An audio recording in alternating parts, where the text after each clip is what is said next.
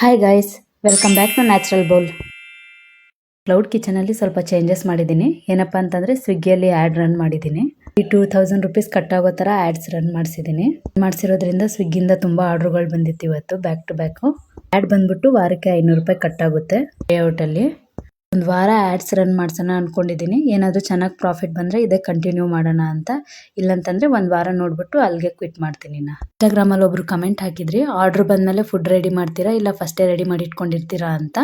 ಇಲ್ಲ, ನಾನು ಎಲ್ಲ ಆರ್ಡ್ರಿಗೂ ಕೂಡ ಫ್ರೆಶ್ ಆಗಿ ಫುಡ್ ರೆಡಿ ಮಾಡೋದು. ತರಕಾರಿಗಳು ಹಿಟ್ಟು ತಿಕ್ಕಿಟ್ಕೊಳ್ಳೋದು ಮತ್ತು ರೈಸ್ ಬಾಯ್ಲ್ ಇಟ್ಕೊಳ್ಳೋದು ಮಾತ್ರ ಸ್ವಲ್ಪ ಮುಂಚೆ ಮಾಡಿ ಇಟ್ಕೊಳ್ತೀನಿ.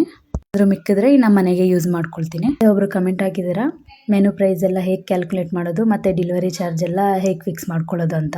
ಹೇಗೆ ಕ್ಯಾಲ್ಕುಲೇಟ್ ಮಾಡಬೇಕಂದ್ರೆ, ಎಕ್ಸಾಂಪಲಲ್ಲಿ ನಾನೊಂದು ಎಗ್ ರೈಸ್ ಪ್ರೈಸ್ ಬಂದ್ಬಿಟ್ಟು 149 ಇಟ್ಟಿದ್ದೀನಿ. ಏನಲ್ಲಿ ಸ್ವಿಗ್ಗಿ ಝೊಮ್ಯಾಟೊ ಕಮಿಷನ್ 35% ಕಟ್ಟಾಗುತ್ತೆ.